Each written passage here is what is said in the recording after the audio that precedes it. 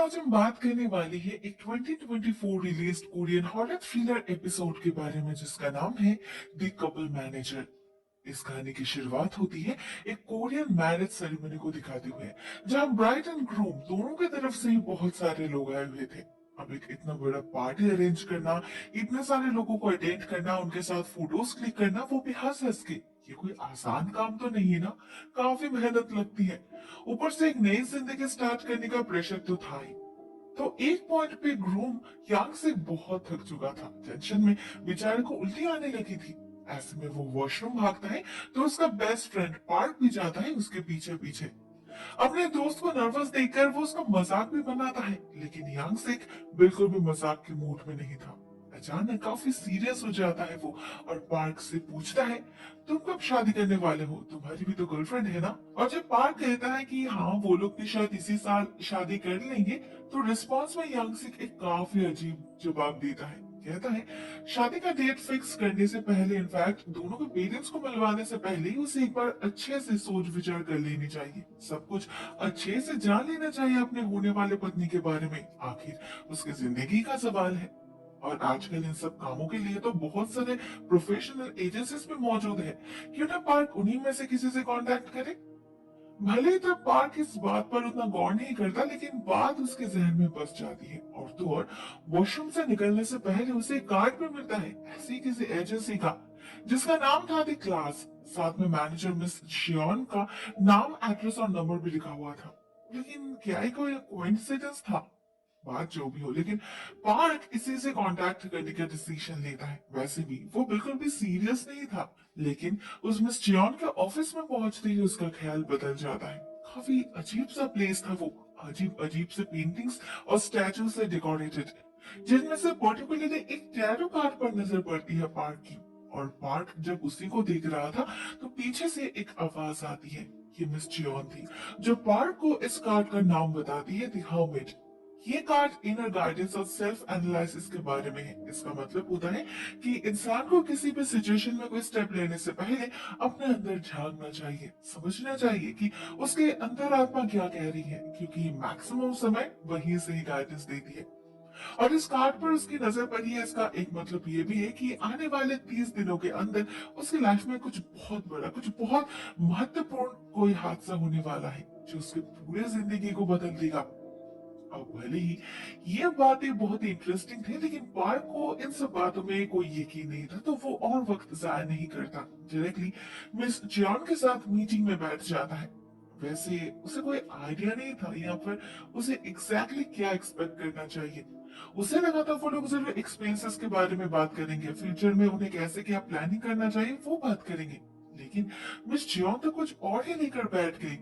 पहले तो उन्होंने दोनों के ही प्रोफाइल्स थोड़ली रीड किया, जिससे हमें पता चला कि पार्क एक बहुत ही कॉमन बंदा है। उसका फैमिली बैकग्राउंड, एजुकेशन और उसका खुद का प्रोफेशनल रैंक, सब कुछ बहुत ही एवरेज है। ऑलरेडी 34 साल का हो चुका है वो, फिर भी कोई खास तरक्की नहीं कर पाया। एक मेयर ग्रेजुएट है वो, जो एक बिलो एवरेज कंपनी में काम करता है और उसका अपना कोई घर भी नहीं है। वहीं पर उसकी गर्लफ्रेंड चिनपिन सिर्फ 29 साल की है, पढ़ाई में अच्छी है और अभी अभी एक स्टेट फाइनेंशियल कंपनी में उसका ट्रेनिंग भी स्टार्ट हुआ है। जाहिर से कुछ ही दिनों में उसका जॉब परमानेंट हो जाएगा और उसे अच्छी खासी सैलरी भी मिलने लगेगी। तो ऐसे में अगर देखा जाए तो उनकी जोड़ी बहुत ही अनमैच्ड है। मैरिज मार्केट में जिनमें हाई लेवल से बिलोंग करती है, जहां पार्क बिलो एवरेज लेवल से। अब अपनी बुराई सुनना किसे पसंद होगा। पार्क भी काफी अनकंफर्टेबल फील करने लगा था। वो मिस चियोन से कहता है कि हमारे बीच इन सब चीजों को लेकर कोई प्रॉब्लम नहीं है, हम दोनों एक दूसरे से प्यार करते हैं और इसीलिए शादी करना चाहते हैं। कौन ज्यादा कमाता है, कौन कम, इससे क्या फर्क पड़ता है? पार्क इतना नाराज हो गया था कि वो लिटरली उठकर जाने लगा था, लेकिन मिस जॉन उसे रोकती है और कहती है प्रॉब्लम अभी नहीं है, लेकिन बाद में जरूर होगा। शादी एक कंपेनियनशिप है जहां दोनों का सेम लेवल पे होना बहुत जरूरी है, नहीं तो आज या फिर कल ईगो क्लैश जरूर करेगा। और अगर पार्क आज उठकर चला गया तो उनकी शादी को कोई बचा नहीं पाएगा। अब पार्क इसके जवाब में क्या कहता है वो हमें पता नहीं चलता, क्योंकि ये सीन यहीं पर एंड हो जाती है। अगले सीन में हम पार्क और जिनमिन को एक रेस्टोरेंट में देखते हैं और जिनमिन की जो पहली बात हम सुन पाते हैं वो ये थी कि वो किसी पॉश रेस्टोरेंट में जाना चाहती है, जबकि वो दोनों सालों से इसी रेस्टोरेंट में आ रहे हैं। फर्क बस इतना है कि अब जिनमिन कमाने लगी है, लेकिन पैसों के साथ साथ तो इंसान का टेस्ट भी बदलता है ना। It's normal. असली अब नॉर्मलिटी तो स्टार्ट होती है कुछ देर बाद से, जब पार्क उससे शादी के बारे में डिस्कस करने लगता है। अचानक जिनमिन कहती है उसे शादी के बाद किसी रेंटल हाउस में नहीं रहना। उसके सारे दोस्त शादी के बाद किसी ना किसी अपस्केल कम्युनिटी में शिफ्ट किया है, तो क्या पार्क अपना कंट्री हाउस बेचकर कोई नया घर खरीद नहीं सकता? अब इस बात से पार्क को याद आता है मिस जियोन ने कहा था उससे कि वो जब भी जिनमिन से शादी को लेकर डिस्कस करेगा, जिनमिन हमेशा उसे नीचे दिखाने की कोशिश करेगी, उसकी कमजोरियों को पॉइंट आउट करेगी। वो भी एग्जैक्टली यही। और जब पार्क फिर से जिनमिन से शादी के डेट को लेकर बात करने लगा, तब भी जिनमिन ने ज्यादा इंटरेस्ट नहीं दिखाई। उल्टा कहने लगे कि आजकल तो सभी शादी के बिना ही एक साथ रह रहे हैं, उन्हें शादी करने की इतनी जल्दी क्या है? अब ये बात पार्क को बहुत टॉन्टिंग लगी, क्योंकि जब जिनमिन नौकरी नहीं करती थी तब वो ही शादी को लेकर सबसे ज्यादा नैक करती थी। कुछ महीनों में इतना बदलाव? पार्क को सिचुएशन बिल्कुल भी ठीक नहीं लग रहा था, और साथ ही साथ उसे रियलाइज भी होने लगा था कि मिस चियोन कितना सही थी। तो वो उसी रात फिर से उनसे मिलने जाता है और उन्हें पूरा सिचुएशन बताता है। एक्चुअली उसे ज्यादा कुछ बताने की जरूरत भी नहीं पड़ती, क्योंकि मिस जियोन ने तो पहले ही सब कुछ गेस कर लिया था। वो काफी दिनों से इस प्रोफेशन में जो है, तो उन्हें पता था ऐसा ही कुछ होने वाला है, लेकिन साथ में उन्हें इसका सोल्यूशन भी पता था। वो पार्क को टेंशन लेने से मना करती है और प्रॉमिस करती है कि वो सब कुछ नॉर्मल कर देगी। पार्क की शादी उसी से होगी और खुशी खुशी होगी। उसके लिए वो सबसे पहले पार्क से कॉन्ट्रैक्ट पेपर पर साइन करवाती है, कंसेंट पेपर के तौर पर, और साथ में उसे एक पेन ड्राइव भी देती है जिसमें एक सॉफ्टवेयर था जो पार्क को जिनमिन के फोन में अपलोड करना था, ऑफ कोर्स उसे बिना बताए। तो पार्क वही करता है। नेक्स्ट डे जब दोनों एक साथ बैठ के चिल कर रहे थे, तो वो जानबूझकर वो जिनमिन के कपड़ों पर कोल्ड ड्रिंक गिरा देता है। और जैसे ही वो वॉशरूम चली जाती है, पार्क उसके फोन में वो सॉफ्टवेयर इंस्टॉल कर देता है। इससे होता ये कि जिनमिन जिससे भी बात कर रही थी, उसके फोन पर जितने भी कन्वर्सेशंस रिकॉर्ड हो रहे थे, वो सब मिसेस जियोन पढ़ पा रही थी। हाँ, ये इलीगल था और अनएथिकल भी, लेकिन जिनमिन के पर्सनल लाइफ में झांकने का इससे बढ़िया तरीका और कोई नहीं था। और इसकी कितनी जरूरत थी, वो भी हमें अगली सीन में पता चल जाता है, जब मिसेस चियोन पार्क को कुछ स्क्रीनशॉट्स भेजती है। ये जिनमिन और उसके बेस्ट फ्रेंड की कन्वर्सेशन थी, जिसमें जिनमिन की दोस्त उसे अपने भाई से पैचअप करवाने की कोशिश कर रही थी, क्योंकि उसके मुताबिक पार्क ना दिखने में हैंडसम है, ना कोई अच्छी नौकरी करता है, और ना ही उसके पास पैसा गाड़ी कुछ भी है। तो क्यों रहेगी जिनमिन उसके पास? उसे तो इससे भी बेटर मिल सकता है ना। अब ये बात तो 100% सही थी। मिसेस चियोन ने भी एग्जैक्टली यही कहा था पार्क से, लेकिन उसके लिए शॉकिंग ये था कि उसकी गर्लफ्रेंड भी उस लड़के से मिलने के लिए राजी थी। तो क्या इसीलिए उसे शादी नहीं करनी अभी? वो अभी भी कोई बेटर ऑप्शन ढूंढ रही है? पूरा चैट पढ़कर बहुत खराब लगता है पार्क को, और उससे भी ज्यादा गुस्सा आता है उसे। और तो और जब वो उस रात चिन्मय से इंटीमेट होने की कोशिश करता है, वो उसके मुंह पर मना कर देती है। कभी बहाना देती है कि उसने अभी तक नहाई नहीं, तो कभी कहती है उनके पास प्रोटेक्शन नहीं है। जबकि पार्क के लिए ये मैटर नहीं करता था, कुछ ही दिनों में उनकी शादी होने वाली है, तो प्रोटेक्शन की क्या जरूरत? कहीं ना कहीं पार्क ऑलमोस्ट श्योर हो चुका था कि शायद उनका रिश्ता टूटने वाला है। जिनमें और उसके प्रति इंटरेस्टेड नहीं है। इसकी सबूत भी हमें अगले ही सीन में मिल जाता है, जब हम जिनमिन को देखते हैं अपने ट्रेनिंग इंस्टीट्यूट में एक लड़के से फ्लर्ट करते हुए। हाँ, उस लड़के ने फर्स्ट उसे अप्रोच किया था, लेकिन उसके इंटरेस्ट भी कुछ कम नहीं था। नहीं तो वो उसे ये बात क्यों छुपाती कि वो कमिटेड है? इवन जब वो गेट पर पार्क को देखती है उसके लिए इंतजार करते हुए, वो दोनों को इंट्रोड्यूस में नहीं करती, कहती है पार्क उसका दोस्त है। अब भले ही ये बात पार्क सुन नहीं पाता, लेकिन वो ऑलरेडी डाउट करने लगा था। इस बात पे दोनों में थोड़ी बहुत बहस भी हो जाती है। बहुत चिल्लाता है वो जिनमिन पर, जिससे जिनमिन में नाराज हो जाती है और उससे बात करना बंद कर देती है।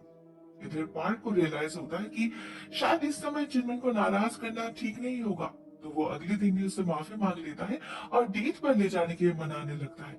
लेकिन जिनमिन राजी नहीं होती, कहती है आज उसके ऑफिस के सारे कलीग्स एक साथ डिनर पे जाने वाले हैं, उसे भी जाना होगा। पार्क उसे फोर्स नहीं करता, लेकिन उस पर नजर जरूर रखता है। जिससे उसे पता चलता है जिनमिन ने उससे झूठ कहा था। उसके ऑफिस से कोई डिनर पे नहीं जा रहे सिवाय उसके और उस बंदे के। इनफैक्ट दोनों ऑलरेडी काफी करीब आ चुके थे, हंस कर बातें कर रहे थे और एक दूसरे के हाथ भी पकड़ रहे थे। पार्क को ये सब बिल्कुल भी अच्छा नहीं लगता। टेंशन और गुस्से में हाथ पैर कांपने लगे थे उसके। फिर जब रात में वो एक साथ चिनमिन के घर में घुसते हुए देखता है, फिर तो अपना आपा ही खो देता है वो। इतने दिनों से चिनमिन ने जितना भी विश्वास भरोसा जीता था उसका, एक चुटकी में धुल में मिट जाता है सब कुछ। पार्क डिसाइड कर लेता है कि अब वो अपना लाइफ का फुल कंट्रोल मिसेस चियोन के हाथ में दे देगा। आखिर उन्होंने प्रॉमिस किया है कि वो कुछ भी करके ये शादी करवाएगी। पार्क को भी चिनमिन चाहिए, हर हाल में चाहिए। उसे खोना अफोर्ड नहीं कर सकता वो, भले ही उसके बदले में उसे कुछ भी क्यों ना करना पड़े। लेकिन क्या वो कुछ ज्यादा ही ओवरथिंक नहीं कर रहा था? नहीं, बिल्कुल सही सोच रहा था वो, जिसका सबूत भी हमें अगली स्टेप में मिल जाता है जब हम जिनमिन को उस लड़के के घर में देखते हैं और उनकी बातों से हमें पता चलता है कि दोनों रात को इंटीमेट भी हुए थे। शायद इसीलिए जिनमिन पार्क के किसी भी मैसेज या कॉल का रिप्लाई नहीं दे पाई। लेकिन सुबह होते ही उसे अपने गलती का एहसास हो जाता है और वो पार्क को कॉल करके मनाने लगती है। झूठे बहाने देती है कि कल वो बहुत थक चुकी थी इसलिए सो गई थी। लेकिन असलियत तो पार्क ने अपने आंखों से देखा था ना। लेकिन वो कोई रिएक्ट नहीं करता। मिसेस चियोन पर भरोसा करके इस मामले को इग्नोर करने का फैसला करता है वो। उधर इससे चिनमिन का कॉन्फिडेंस बढ़ जाता है। उसे लगता है कि पार्क ने जरूर उसे माफ कर दिया है, तो वो भी और बात को खींचती नहीं। मगर मन ही मन एक बहुत बड़े कश्मकश से गुजर रही थी वो। एक तरफ उसके इतने सालों का कमिटमेंट था, उसका रिश्ता था, तो दूसरी तरफ था एक ब्राइट फ्यूचर। एविडेंटली उसका नया बॉयफ्रेंड पार्क से ज्यादा हैंडसम था, कमाता भी दुगना था और उसे इम्पोर्टेंस भी देता था। अगर जिनमिन ने उससे शादी कर ली तो उसका फ्यूचर तो सेट है। मगर पार्क को चीट करना भी तो सही नहीं होगा ना। वो क्या करे, कुछ समझ नहीं आ रहा था उसे। उधर वो लड़का भी उसके पीछे पड़ चुका था। तो ऐसे में जब अपने दोस्त से सारी बातें शेयर करती है तो उसके दोस्त भी उसे पार्क से ब्रेकअप कर लेने का ही सजेशन देती है। लेकिन उससे पहले उसे कंफर्म होना होगा कि उस बंदे के मन में क्या चल रहा है। क्या वो इस रिश्ते को लेकर सीरियस है या बस टाइम पास कर रहा है? इसे जानने के लिए चिनमिन को थोड़ा वक्त चाहिए था। उस बंदे को और बेहतर तरीके से जानना था उसे। अनफॉर्चुनेटली उसे वो मौका भी मिल जाता है। उसी दिन वो बंदा उसे ट्रेकिंग पर जाने का ऑफर देता है तो चिनमिन मना नहीं करती। वहीं पर कन्फ्रंट करती है वो उसे, कहती है कि वो कोई कैरेक्टरलेस लड़की नहीं है कि किसी के भी साथ इंटीमेट हो जाए। उस रात जो हुआ वो एक गलती थी। वो नशे में थी इसलिए खुद को कंट्रोल नहीं कर पाई। लेकिन वो और उस गलती को दोहराना नहीं चाहती। किसी फीलिंग के बिना सिर्फ फिजिकल अट्रैक्शन के बेस पर वो कोई रिश्ता जोड़ना नहीं चाहती।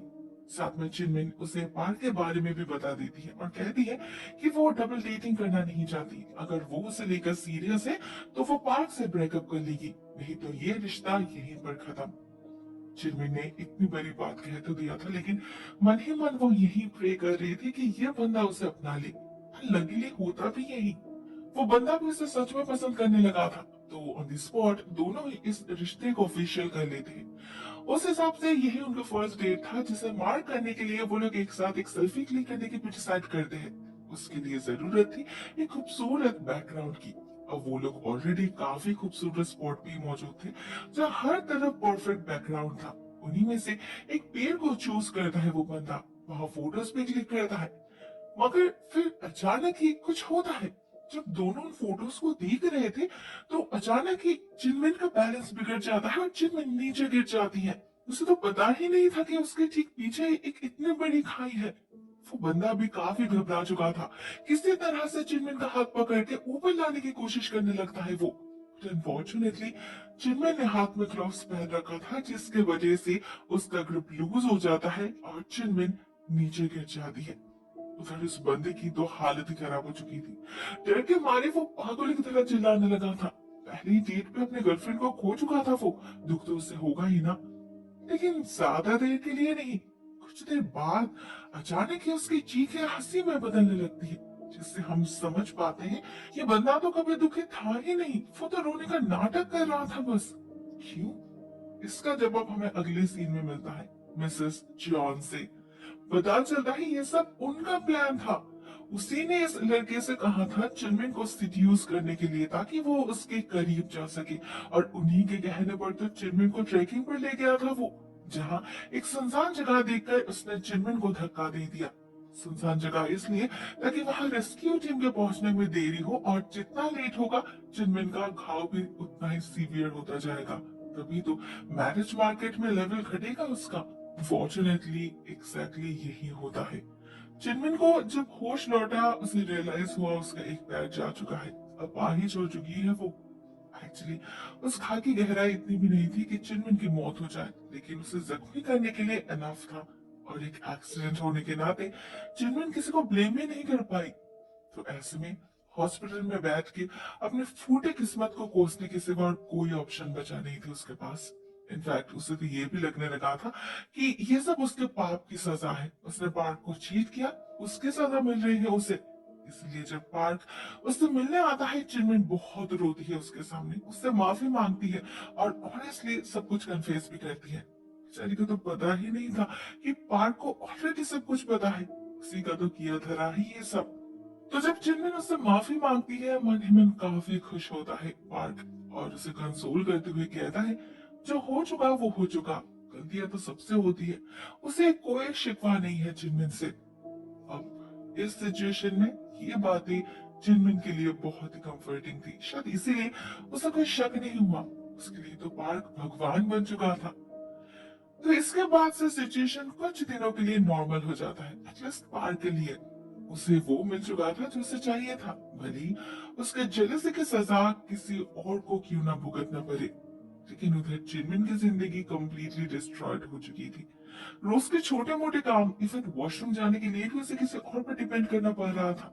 ट्रेनिंग पूरा ना करने के कारण उसकी जॉब भी जा चुकी थी, और पार्क का आना जाना भी बहुत कम हो चुका था। अब तो वो उसके मैसेज के रिप्लाई भी ढंग से नहीं देता था। चिनमिन को टेकन फॉर ग्रांटेड ले चुका था वो। असल में पार्क को ऑफिस में प्रमोशन मिल चुका था, बढ़िया सैलरी मिलने लगी थी, जिसकी वजह से उसे अपने फीमेल कलीग से अटेंशन भी मिलने लगा था। और तो और एक लड़की से अफेयर भी स्टार्ट हो चुका था उसका। तो रात में उसी के घर पर रुकने लगा था वो। लाइफ में पहली बार इतना पैसा, इतना अटेंशन मिल रहा था उसे। सबसे दिमाग घूम गया था पार्क का। उसे लगने लगा था वो जो चाहे वो कर सकता है। लेकिन वो भूल चुका था कि पाप अपने बाप को भी नहीं छोड़ता। एक दिन अपने ईगो को सेटिस्फाई करने के लिए जिस दलदल में उसने उतरा था, वही उसका सर्वनाश का कारण बन जाता है। जैसे एक दिन मिसेस जॉन का कार्ड पार्क तक पहुंचा था, ठीक वैसे ही एक दिन ये कार्ड चिनमिन तक भी पहुंच जाता है। वो खुद कांटेक्ट करती है चिनमिन से और उसे प्रॉमिस करती है कि वो पार्क को वापस दिला कर रहेगी। दोनों के लेवल्स को इक्वल करने का काम ही तो करती है वो। जैसे पहले उसने पार्क के लिए चिनमिन के लेवल को घटाया था, ठीक वैसे ही अभी बारी थी पार्क की। और अपना कमिटमेंट पूरा करने के लिए सेम प्रोसेस अप्लाई करती है मिसेस जॉन। पार्क की गर्लफ्रेंड को हथियार बनाती है अपना, जो उनके कहने पर एक दिन एक इंटीमेट मोमेंट पर पार्क के आंखों में चाकू घुसा देती है, अंधा कर देती है उसे। आखिरकार दोनों का लेवल फिर से एक बार इक्वल हो चुका था, जहां दोनों ही एक दूसरे को एक्सेप्ट करने पर मजबूर हो चुके थे। और इस मेडिकल को पॉसिबल किया था मिसेस जॉन ने। But the funny thing is, उसने पैसों के बदले दोनों को ही हार्म किया, वो भी बहुत ही गंदे तरीके से। फिर भी कोई इस पर सवाल उठा नहीं सकते थे। आखिरकार कॉन्ट्रैक्ट पेपर पर साइन जो किया था, सब कुछ उन्हीं के कंसेंट पर तो हुआ। शायद इसीलिए कहा जाता है किसी भी रिश्ते में थर्ड पर्सन को घुसने देना नहीं चाहिए, वो सिचुएशन को और बिगाड़ देते हैं। अगर पार्क मिसेस चियॉन की बात नहीं सुनता तो शायद उसके अंदर फालतू के डाउट्स नहीं आते, ना वो चिनमिन पर चिल्लाता, ना चिनमिन उससे फ्रस्ट्रेटेड होती, ना वो किसी और को डेट करती, और ना इतना कुछ होता। ज्यादा से ज्यादा क्या होता, दोनों का ब्रेकअप हो जाता। लेकिन उनका इतना बड़ा नुकसान तो नहीं होता ना। एक छोटी सी बात पे दो जिंदगी तो बर्बाद नहीं होती ना। न पार्क का मेल ईगो हर्ट होता, न अपने सेटिस्फैक्शन के लिए वो इतना कुछ करता। लेकिन अब जो हो चुका था वो उन्हें एक्सेप्ट करना ही पड़ता है। अब द फाइनल सीन हम उन्हें वेडिंग अटायर में देखते हैं, जहाँ जिनमें व्हीलचेयर पे थी और पार्क ने फेक आई बॉल लगाया हुआ था। उनकी शादी तो हो चुकी थी, लेकिन अभी सवाल ये था कि क्या वो बाकी जिंदगी शादी से बिता पाएंगे, या फिर ये भी एक तरह का कॉम्प्रोमाइज ही होगा, क्योंकि अंदर ही अंदर तो दोनों को ही एक दूसरे का असली रूप पता है ना।